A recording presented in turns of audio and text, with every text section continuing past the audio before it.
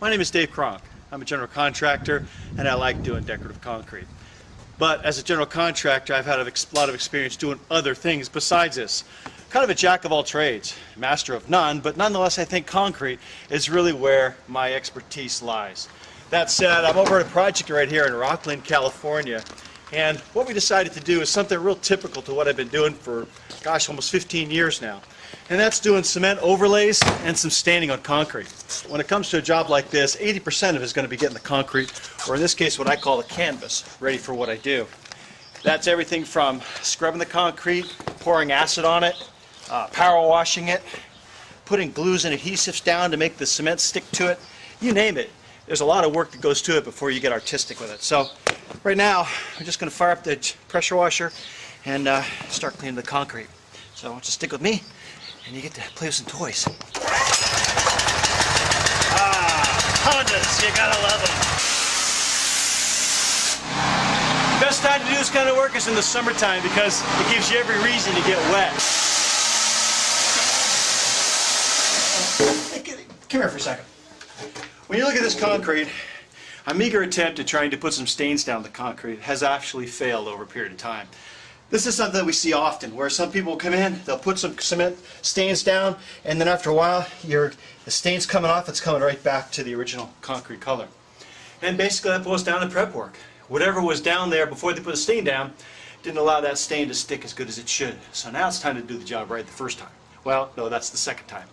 I use different kinds of cement for different kinds of projects. I have one that has fibers in it. When you mix it together, it looks like it's full of cat fur. You can even see the little hairs just kind of messing around. You can see them poking up there? Yeah. That is what makes this product perfect for joints like this. If you were to use, see, you got to understand something. Typical cement becomes rigid when it's fully cured. You've got a joint here that's going to continue to expand and contract through moisture. So by putting this in there, that fiber allows it to expand and contract without breaking. As a general contractor, I've built homes, I've poured concrete, I've done some electrical work, some plumbing work. I've done a lot of different things. But they have to be artistic, and I really like that artistic side of things. So when it comes down to a third of my life being spent working, I want to make sure it's something that I really like to do, because that's where passion comes in. And when you get passion, you get creativity. Now we're going to mix up some mud.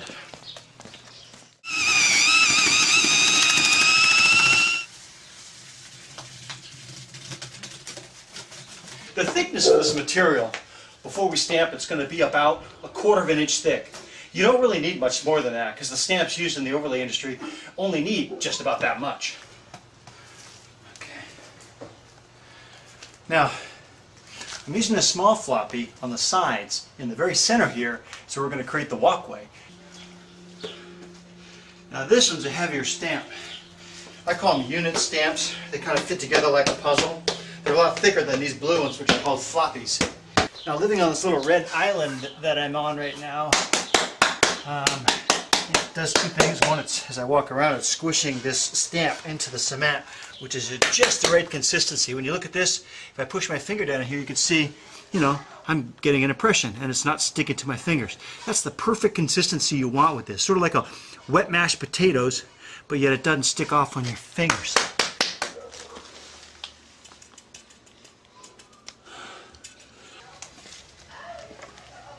We just put down about 200 square feet of stamp overlay product. Obviously the next steps are let this dry. It's going to take a day or two for this material to really set up and get it nice and hard before we can come back and actually clean it off and start staining it. The real magic though comes when the stain starts going down and we turn this boring looking concrete into some real authentic looking rock and stone.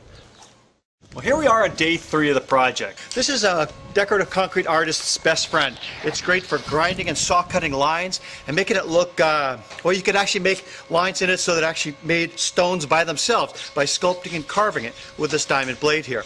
But all we're going to use this for is just cleaning up. So let me get back to the dust.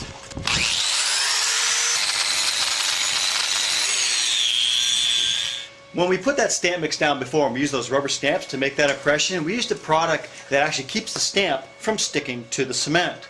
Well, that residual chemistry now has to come off. The canvas is ready, it's ready to put color down. Now's the time to have some fun. So what we're going to do is put a base color down, and this will be the same color that I put over both the rock stamped area as well as the broom finish cement over here.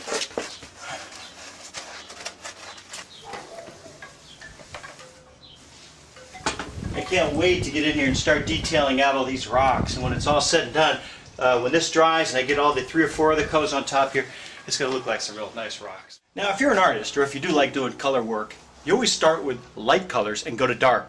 If you do it the other way around, your obvious dark colors are going to cover over anything you've put down that was light. So you want to layer it up, starting out with the light colors and go to dark. And that's typically the best way to give you that real depth of field when you're looking at the layers of color. See up here, as it starts to feather out, it's going to leave some dark spots, light spots, just as if it was like the gravel. And the thing about this stain too is that the longer you set it down for, it's going to keep moving, keep doing what it's designed to do, and kind of layering up all these colors. So it'll seek the low spots, kind of float into these little puddles, and leave that lighter color on the top. And then we've got another color we're going to put down. It's called dark chocolate. This is real gray. The other one is more of a, well, dark chocolate. Okay, we put down this stamp overlay product and stained it to make it look like these stepping stones. This part of the project turned out fantastic, but now we've got this small little area here, about 100 square feet, that we put a base color down, which was the same base color we had here. The problem is, the two don't match right now. So the goal here is to take some of these decorative stains here, these darker browns and adobes and so on, and put them over top of that base color there. Let me show you what I'm talking about.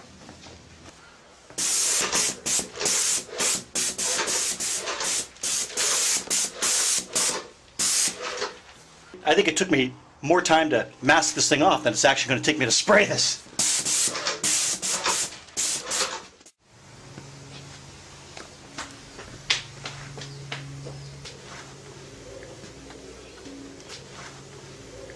I just finished sealing this with some acrylic sealer. That'll protect it for years to come. This is actually concrete. No, it's not real stone, it is concrete. As a host of a DIY kind of show, you're looking for a stud, I hope I meet your profile and the things that you're looking for in your upcoming events. So, look forward to hearing back from you. And again, I'm Dave Cronk, and talk to you soon.